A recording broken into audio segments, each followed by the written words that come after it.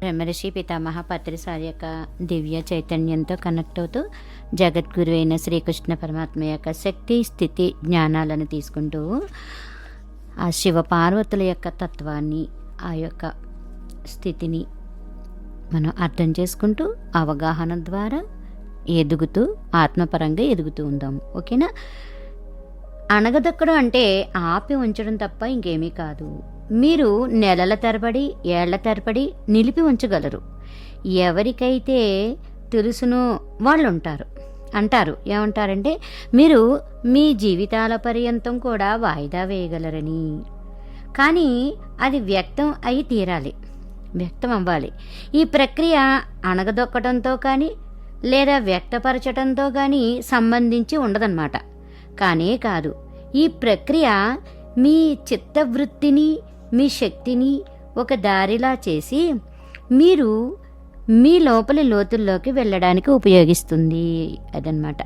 గుర్జిఫ్ దేనితో అయితే అతను మీలో బలవంతంగా కోపం లేదా ద్వేషం లేదా ఏ భావస్థితి అయినా సరే తెప్పిస్తాడో అలాంటి సన్నివేశాలను సృష్టిస్తూ ఉండేవాడనమాట ఆయన.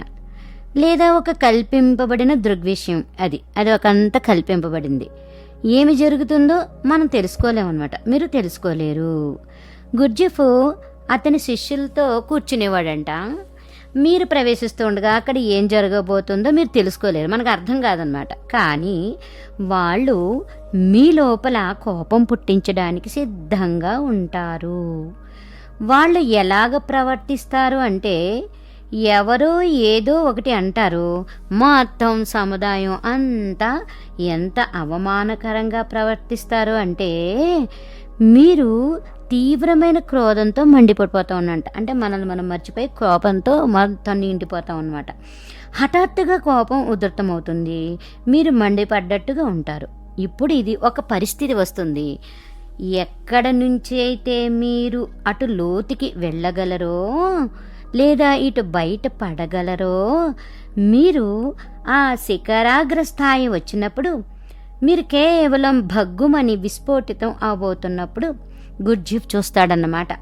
అతను అంటాడు, నీ కళ్ళు మూసుకో, ఇప్పుడు నీ కోపం గురించిన ఎరుకతో వెనక్కి వెళ్ళు. ఇది చాలా అద్భుతమైన శిక్షణ అన్నమాట. మనం ధ్యానం లోతుల్లోకి వెళ్ళే కొద్దీ ఇవన్నీ తెలుస్తూ ఉంటాయి, అర్థమవుతూ ఉంటాయి ఫస్ట్. అప్పుడు మాత్రమే మీకు అప్పుడు తెలుస్తుందన్నమాట, ఇది కల్పించబడిన విషయం అని బోధ అవుతుంది. ఎవరికి మీరు పరాభవించడంలో ఆసక్తిలో ఉండదు, మనల్ని పరాభవించడంలో ఎవరికి ఆసక్తి ఉండదు. అదంతా కేవలం ఒక నాటకం అన్నమాట. అంటే మన మనోభావాల ప్రయోగాత్మక నాటకం. కానీ అక్కడ కోపం పుడుతుంది కదా. ఒకవేళ అది మీకు కేవలం నాటకం తెలిసినా సరే, ఆ తీవ్ర శక్తి హఠాత్తుగా కిందకు పోలేదు, అది సమయం తీసుకుంటుంది అన్నమాట. ఇప్పుడు మీరు ఆ పడిపోయే శక్తి తీవ్రతతో మూలమునకు వెళ్ళగలుగుతూ ఉంటారన్నమాట. అది ఎక్కడి నుంచి వచ్చిందో ఆ చోటుకి వెళ్ళడానికి మీకు ఆ శక్తి కేవలం సాయం చేస్తుంది, అంతే. మీరు ఇప్పుడు అసలు ఉత్పత్తి స్థానంలో అనుసంధానం కాగలుగుతారు.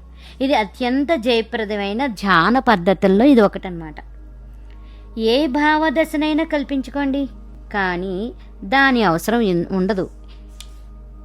ఎందుకంటే రోజు మొత్తంలో మనోస్థితులు ఉంటాయి. మనసు ఒక్కసారి ఒక్కలాగా ఉంటుంది అన్నమాట. ఏ చిత్తవృత్తినైనా ధ్యానానికి వినియోగించండి. అప్పుడు మీరు అవతలి వారిని పూర్తిగా మర్చిపోతాం, అంతే కదా. మరి మీరు ఏ విషయాన్ని అణగదొక్కరప్పుడు, ఏదైతే పైకి వస్తుందో ఆ శక్తి వేగంతో మీరు సరిగ్గా కిందకి వెళ్ళిపోతారు. ప్రతి శక్తి మూలం నుంచే వస్తుంది కాబట్టి సరిగ్గా ఇప్పుడు ఆ మార్గం వేడిమితో ఉంటుందన్నమాట. మీరు ఆ దారిని వెనక్కి వెళ్ళడానికి ఉపయోగించగలుగుతారు. ఎక్కడి నుంచి అయితే వచ్చామో అక్కడ వెనక్కి వెళ్ళాలన్నమాట. అప్పుడు మీరు మూలంనకు చేరిన క్షణమే శక్తి అసలైన మూలంలో నిమ్మళించి స్థిరపడుతుందన్నమాట. అది అణగదొక్కడం కాదు. శక్తి అసలు మూలములోకి తిరిగి ఏకం చేయగల సామర్థ్యం పొందినప్పుడు మీ శరీరానికి, మీ మనస్సుకి, మీ శక్తికి మీరు యజమాని అవుతారు, మీరే యజమాని అయిపోతారనమాట. ఇప్పుడు ఇంకా మీరు మీ శక్తిని వెదజల్లి వ్యర్థం చేసుకోరంటే మన యొక్క శక్తి స్థాయి పడిపోదు అనమాట. ఒకసారి కనుక శక్తి మీతో కేంద్రం వద్దకు ఎలాగ వెనక్కి పడుతుందో తెలుసుకోగలిగితే అప్పుడు ఎలాంటి అణగదొక్కడం అవసరం ఉండదన్నమాట, ఎలాంటి వ్యక్తపరచడం అవసరం ఉండదు. సరిగ్గా ఇప్పుడు మీరు కోపంతో లేరు, నేను ఏదో అంటాను, మీరు కోపంగా అవుతారు. మరి ఎక్కడి నుంచి ఆ శక్తి వస్తుంది? ఆ కోపం యొక్క శక్తి ఎక్కడి నుంచి వచ్చింది మనకి? ఓ క్షణం క్రితం మీరు కోపంగా లేరు, కానీ మీలో ఆ శక్తి ఉంది. కోపంగా లేనప్పుడు కూడా మన లోపల ఉంది ఆ శక్తి. ఒకవేళ ఆ శక్తి వెనక్కి తిరిగి ఉత్పత్తి స్థానంలోకి పడిపోతే ఒక క్షణం మునుపు మీరు ఎలాగా ఉన్నారో అలాగే మళ్ళీ మీరు అలాగ ఉంటారు. దీనిని బాగా గుర్తుంచుకోండి. ఈ శక్తి అటు కోపము కాదు, అలాని ఇటు ప్రేమ కాదు, లేదా ద్వేషము కాదనమాట. కేవలం శక్తిగా ఉంటుందన్నమాట. తటస్థం, శక్తి యొక్క స్థితి తటస్థంగా ఉంటుంది. అదే శక్తి క్రోధం అవుతుంది, అదే శక్తి కామం అవుతుంది, అదే శక్తి ప్రేమ అవుతుంది, అదే శక్తి ద్వేషంగా మారుతుంది. ఇవన్నీ కూడా అదే శక్తి యొక్క రూపాలు అన్నమాట, రకరకాల రూపాలు. మీరు రూపాన్ని ఇస్తారు, మనం ఒక రూపాన్ని ఇస్తాం, మీ మనసేమో ఆకారాన్ని ఇచ్చేస్తుంది. అప్పుడు దానిలోకి శక్తి వెళ్ళిపోతుంది, అప్పుడు శక్తి నిర్వీర్యం అయిపోతుంది అనమాట. కావున బాగా గుర్తుంచుకోండి, ఒకవేళ మీరు గాఢంగా ప్రేమిస్తే కోపంగా ఉండడానికి మీకు ఎక్కువ శక్తి ఉండదు. బాగా ప్రేమించామనుకోండి, కోపించుకోవడానికి ఎక్కువ శక్తి అవసరం ఉండదన్నమాట. మరి అసలు ఏమాత్రము ప్రేమించకపోతే అప్పుడు మీకు కోపంగా అవడానికి చాలా శక్తి ఉంటుంది, బోలుంది కదా. మరి ఎందులో అయితే కోపంగా ఉండవచ్చో ఆ సన్నివేశాలను మీరు వెతుక్కుంటూ ఉంటారనమాట. అందుకని ఏ ఫ్రీక్వెన్సీ స్థాయిని బట్టి ఆకర్షితం అవుతూ ఉంటుందంటే అదే అనమాట. ఒకవేళ మీ శక్తి కామం ద్వారా వ్యక్తమైతే మీరు తక్కువ హింసాత్మకంగా ఉంటారు. మీ శక్తి కామం ద్వారా ప్రకటం కాకపోతే మీరు ఎక్కువ వినాశకరంగా మారిపోతారు. అందుకనే సైనిక దళం సైనికులకి కామ సంబంధాలని అన్నటికీ అనుమతించదన్నమాట సైన్యానికి. ఒకవేళ అది అంగీకరిస్తే సైనిక దళం పోరాడడానికి బొత్తిగా నిర్వీర్యమైపోతుంది. అందుకనే నాగరికత ఒక అగ్రస్థాయికి ఎప్పుడైనా వస్తే అది పోరాడలేదు. కాబట్టి ఎల్లప్పుడూ ఎక్కువ సంస్కృతి, ఎక్కువ నాగరికతతో ఉన్న సమాజాలు తక్కువ నాగరికతల చేత దాడి చేయబడి ఓడింపబడుతూ ఉంటారన్నమాట. ఇప్పుడు ఎందుకంటే ఎక్కువగా అభివృద్ధి పొందిన ఒక సమాజము దాని యొక్క వ్యక్తుల ప్రతి అవసరాన్ని కాముకతతో కలుపుకొని ఆ అవసరాల గురించి పట్టించుకుంటుంది. కాబట్టి ఒక సమాజం నిజంగా స్థిరపడి సంపద్వంతమైనప్పుడు ప్రతి ఒక్కరి కాముకత అవసరం నెరవేరుతుంది. కానీ కామ అవసరం సఫలం అయినప్పుడు మీరు ఇంకా పోరాడలేరు. ఒకవేళ కామ అవసరం నెరవేరకపోతే మీరు అతి సులభంగా పోరాడగలుగుతూ ఉంటారన్నమాట. కావున మీరు ఒకవేళ ఒక ప్రశాంతమైన లోకం కావాలనుకుంటే కాముకతకు ఎక్కువ స్వేచ్ఛ అవసరం అవుతుంది. యుద్ధాలతో పోరాటాలతో ఉన్న లోకం కావాలనుకుంటే అప్పుడు కామాన్ని నిరాకరించండి, కాముకతను అణగదొక్కండి, కాముకతకు వ్యతిరేకమైన వైఖరులను సృష్టించుకోండి. ఇక్కడ కోరికలు అన్నమాట కామము అంటే. ఇది ఒక అతి విరుద్ధమైన సంగతి. సాధు సత్పురుషులు అని నామమాత్రంగా పిలువబడేవారు శాంతి గురించి మాట్లాడుతూ ఉంటారు. మరలా వాళ్ళు కాముకత్వానికి వ్యతిరేకంగా మాట్లాడుతూ ఉంటారు. వాళ్ళు కాముకత్వానికి వ్యతిరేక వాతావరణాన్ని సృష్టిస్తూ ఉంటారు. మళ్ళీ అదే సమయంలో వాళ్ళు లోకానికి శాంతి అవసరం, యుద్ధం కాదు అని అంటూ ఉంటారన్నమాట. ఇది అసంబద్ధమైనది. ఇంకా హిప్పీలు ఇంకా ఎక్కువ సరిగ్గా ఉంటారు. వారు నినాదం సరిగ్గా ఉంటుంది, ప్రేమించండి, యుద్ధం వద్దు, అది సరిగ్గా ఉంటుందన్నమాట. మీరు ఎక్కువగా ప్రేమించగలిగితే మీరు ఇంకా నిజంగా యుద్ధం చేయలేరు. యుద్ధం అవసరం లేదు అనిపిస్తుంది అనమాట. ప్రేమ ముందు యుద్ధం అనేది తక్కువ ఫ్రీక్వెన్సీ స్థాయి. ప్రేమ అనేది అత్యంత అద్భుతమైన దైవత్వపు స్థాయి అన్నమాట అది. అందుకనే నామమాత్రపు సన్యాసులు ఎవరైతే కామాన్ని అణగదొక్కారో వాళ్ళు ఎప్పుడూ ఏమీ లేకుండానే కఠినంగా ఆగ్రహంగా ఉంటారు. కేవలం కోపంగా తీవ్రంగా ఆగ్రహం పొంగి పొర్లుతూ భగ్గు వారి శక్తి మొత్తం ప్రకటితం కాకుండా ఉంటుంది. శక్తి దాని మూలంలోకి పడేదాకా బ్రహ్మచర్యం, నిజమైన బ్రహ్మచర్యం సాధ్యం కాదు. మీరు కామాన్ని అణగదొక్కవచ్చును, అప్పుడు అది కఠినత్వంగా మారిపోతుంది. ఒకవేళ కామశక్తి కేంద్రానికి వెళ్ళినట్లయితే మీరు కేవలం ఒక చిన్న పిల్లవాడిలాగా ఉంటారు. పిల్లవానికి మీకన్నా ఎక్కువ కామశక్తి ఉంటుంది, కానీ అది ఇంకా మూలంలోనే ఉంటుంది. అది ఇంకా శరీరంలోకి చలించదు, అది కదులుతుంది. శరీరం సిద్ధమైనప్పుడు, గ్రంథులు సిద్ధంగా అయినప్పుడు, శరీరం పరిణతికి వచ్చినప్పుడు శక్తి చలిస్తూ ఉంటుందన్నమాట. ఒక చిన్న పిల్లవాడు ఎందుకని అంత అమాయకంగా ఉంటాడు అంటే శక్తి మూలం వద్ద ఉంటుంది. వాళ్ళకి ఇంకా శక్తి కదలలేదు. ఎవరైనా జ్ఞానోదయం పొందినప్పుడు మరలా అదే విషయం జరుగుతూ ఉంటుందన్నమాట. అంటే శక్తి మూలంలోకి, నాభి కేంద్రంలోకి వెళ్ళిపోతుందన్నమాట. తన కేంద్రంలోకి వెళ్ళిపోతుంది. ఆ వ్యక్తి పిల్లవాడు అవుతాడు. ఆ వ్యక్తి పిల్లవాడు అవుతాడు. అంటే జీసస్ ఇలా అన్నప్పుడు ఎవరైతే పిల్లల్లా ఉంటారో వాళ్ళు మాత్రమే నా దేవుని రాజ్యంలోకి ప్రవేశించగలరు. అతని ఉద్దేశం అదే అన్నమాట. దాని అర్థం ఏమిటి? శాస్త్రీయంగా దాని అర్థం మీ శక్తి అంతా వెనక్కి ఉత్పత్తి స్థానంలోకి వెళ్ళిందని. ఒకవేళ మీరు వ్యక్తపరిస్తే అది చెలిస్తుంది. అది ప్రకటితమైనప్పుడు శక్తి బయటకు వెళ్ళడానికి, బహిర్గతం అవ్వడానికి ఒక అలవాటుని కల్పిస్తూ ఉంటుందన్నమాట.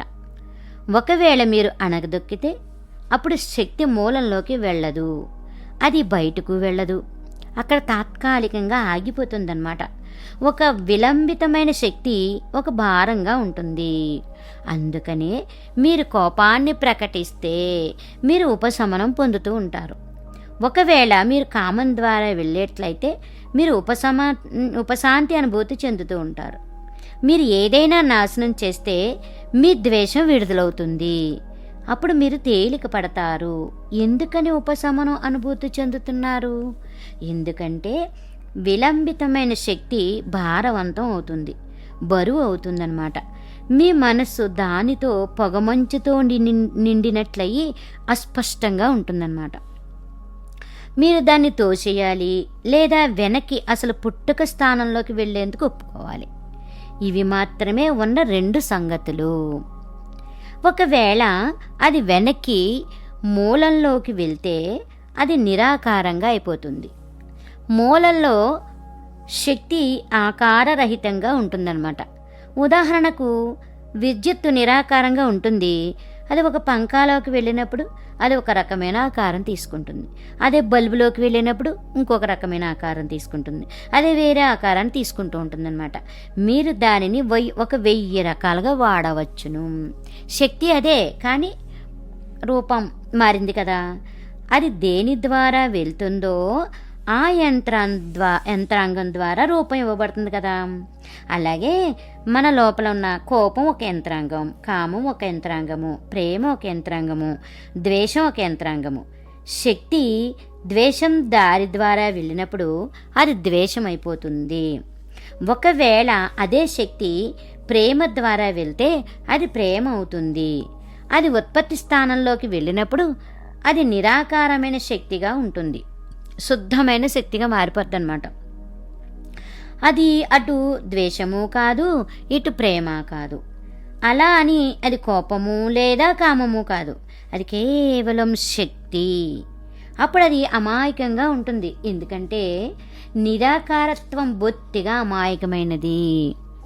అందుకనే బుద్ధుడు చిన్న పిల్లవానిలా ఎంతో అమాయకంగా కనిపిస్తాడు. ఎందుకంటే అతని శక్తి అంతా మూలంలోకి వెళ్ళింది. ఇక్కడ ప్రకటించవద్దు, ఎందుకంటే మీ శక్తిని మీరు వ్యర్థం చేసుకుంటున్నారు. ఇతరులని కూడా అతని శక్తి వ్యర్థం అయ్యేందుకు సాయం చేస్తూ ఉంటున్నారు. అణగదొక్కద్దు, ఎందుకంటే అప్పుడు మీరు ఏదైతే విడుదల అవ్వాలో దానిని తాత్కాలికంగా ఆపేవో దృగ్విషయాన్ని కల్పిస్తున్నారు. అప్పుడు ఏం చేయాలి మనం? ఈ ప్రక్రియ చెప్తుంది, మనోదశతో ఏమీ చేయొద్దు. ఎక్కడి నుంచి అయితే చిత్తవృత్తి వస్తుందో ఆ పుట్టుక స్థానంలోనికి కేవలం వెనక్కి వెళ్ళండి. మనోదశ వేడిగా ఉన్నప్పుడు, దారి స్పష్టంగా ఉన్నప్పుడు, లోపల కనపడుతూ ఉన్నప్పుడు మీరు దానిపై వెళ్ళగలరు. భావదశలని ధ్యానానికి ఉపయోగించుకోండి. కోపం, ప్రేమ, ద్వేషం, ఈ భావాలన్నిటినీ ధ్యానానికి ఉపయోగించుకోండి. ఫలితం అద్భుతంగా నమ్మశక్యం కాకుండా ఉంటుంది. ఒకసారి కనుక మీరు శక్తిని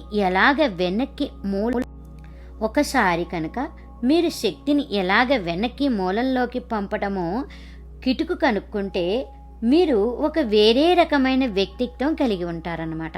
అప్పుడు మీరు దేన్ని వెదజల్లి వ్యర్థం చెయ్యరు. అప్పుడు అది మూర్ఖంగా కనిపిస్తుంది.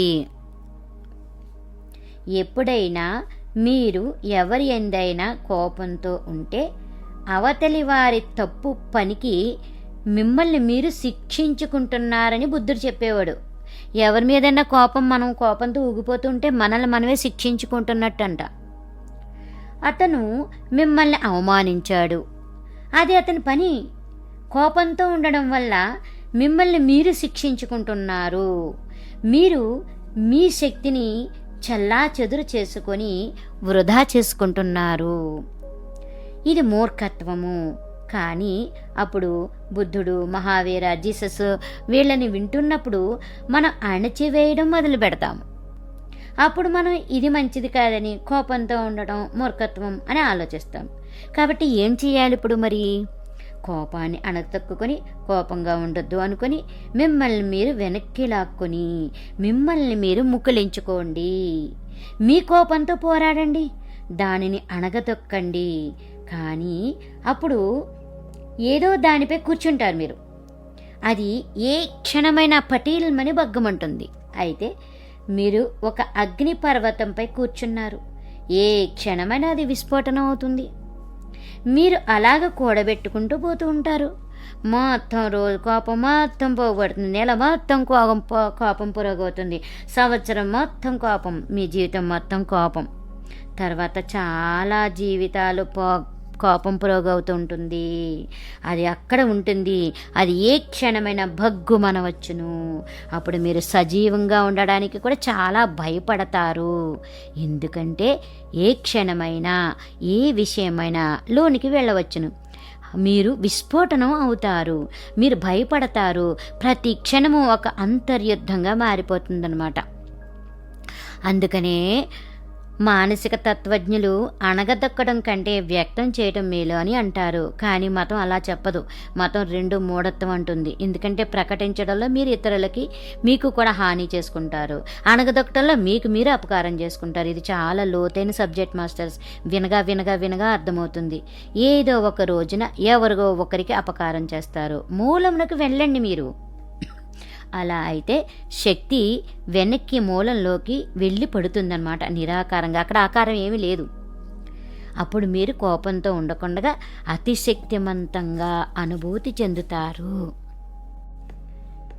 అప్పుడు మీరు శక్తిని అనుభూతి చెందుతారు, ప్రాణశక్తిని అన్నమాట. మీరు సజీవంగా అవుతారు. రూపాలు లేకుండా మీరు ఒక తీవ్రమైన జీవితాన్ని కలిగి ఉంటారు. అక్కడ కేవలం మీ సమక్షం వలన ఎవరైనా ప్రభావితం అవుతారు. మీరు ఎవరిపైనా ఆధిపత్యం చలాయించక్కర్లేదు. కేవలం మీ సన్నిధి చాలు. ఏదో శక్తివంతమైన మూల ఆధారం వచ్చిందని వారికి అనిపిస్తూ ఉంటుందన్నమాట. ఎవరైనా ఒక బుద్ధుని వద్దకు లేదా ఒక కృష్ణుని వద్దకు వెళ్ళినప్పుడు అలాంటి శక్తివంతమైన మూలం వలన హఠాత్తుగా అతని శక్తి సంచలనంలో ఒక మార్పు వచ్చిందని వారు అనుభూతి పొందుతారన్నమాట. వారి దగ్గరగా వెళ్ళిన క్షణమే మీరు అయస్కాంతంలా ఆకర్షింపబడతారు. ఎవరు మిమ్మల్ని అయస్కాంతంలా ఆకర్షించట్లేదు, ఎవరు దేనిని ప్రయత్నించట్లేదు. కేవలం అక్కడ ఒక సమక్షత ఉంది. ఎవరు మిమ్మల్ని సమ్మోహితం చేశారని మీకు అనిపిస్తుంది, కానీ ఎవరు సమ్మోహితం చేయట్లేదు అక్కడ. ఒక బుద్ధుని సమక్షం ఎవరి శక్తి అయితే నిరాకారంగా అయిందో, ఎవరి శక్తి అయితే పుట్టుక స్థానంలోకి వెళ్ళిందో, ఎవరైతే అతని మూలంలో కేంద్రీకృతమై ఉన్నాడో ఆ అసలైన సన్నిధానమే సమ్మోహితం చేసేదిగా ఉంటుంది. అది మంత్రముగ్ధత్వంగా ఉంటుందన్నమాట. చాలా ప్రశాంతంగా అయిపోతాం అన్నమాట మనం. బుద్ధుడు జ్ఞానోదయం పొందాడు. అతని జ్ఞానోదయానికి మునుపు అతనికి 5 శిష్యులుండేవారు. వారందరూ తపోధనులు.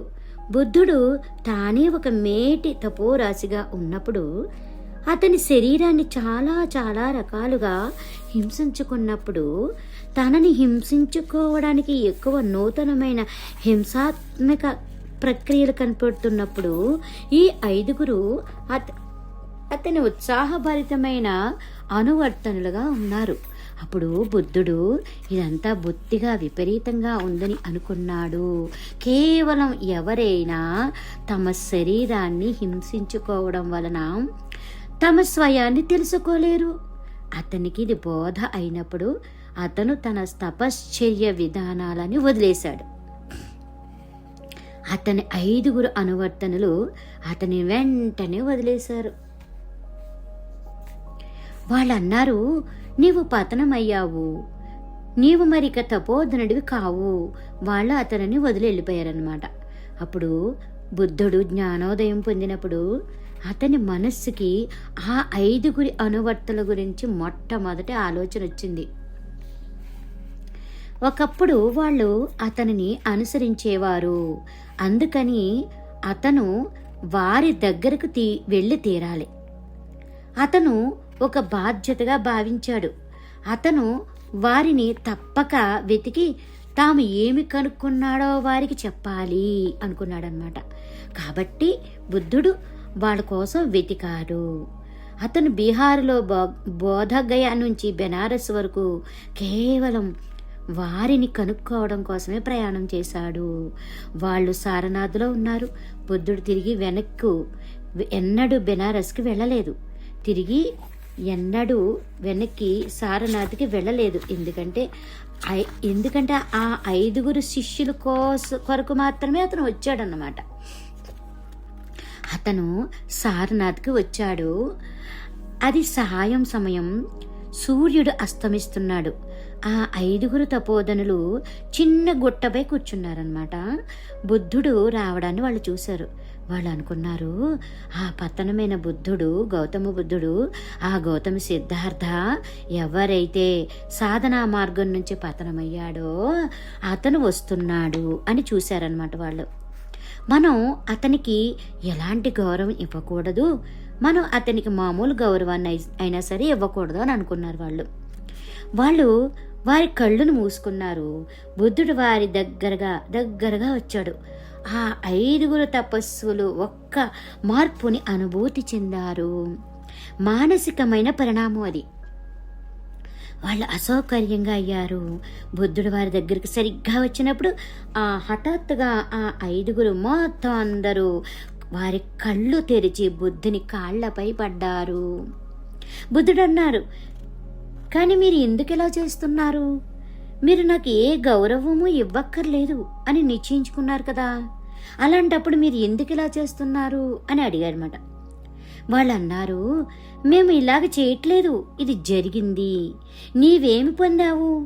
నీవు ఒక ఆకర్షణ శక్తిలాగా తయారయ్యావు, మేము కేవలం లాగబడ్డాము. నీవు మాకు ఏం చేశావు? నీవు మమ్మల్ని సమ్మోహితం చేశావా అని బుద్ధుడు అన్నాడు. లేదు, నేను మీకు ఏమీ చేయలేదు, కానీ నాలో ఏదో విషయం జరిగింది. అన్ని శక్తులు ఉత్పత్తి స్థానంలోకి వెళ్ళి పడ్డాయి. కాబట్టి నేను ఎక్కడికి వెళ్ళినా హఠాత్తుగా ఒక ఆకర్షక శక్తి అనుభూతి అవుతుంది. అందుకనే ఎవరైతే బుద్ధునికి లేదా మహావీరుకి వ్యతిరేకంగా ఉన్నారో వాళ్ళు శతాబ్దాల తరబడి అంటూనే ఉన్నారు, ఆ మనిషి మంచివాడు కాడు, అతను జనాలను సమ్మోహితం చేస్తున్నారు. ఎవ్వరూ సమ్మోహపరచట్లేదు. అక్కడ మీరు సమ్మోహితులు అవుతున్నారు, అది వేరే సంగతి. మీ శక్తి వెనక్కి మూలల్లోకి వెళ్ళినప్పుడు మీరు ఒక ఆకర్షక కేంద్రంగా అవుతారు. ఈ ప్రక్రియ మీలో ఈ ఆకర్షక కేంద్రం సృష్టించడానికే ఉంది.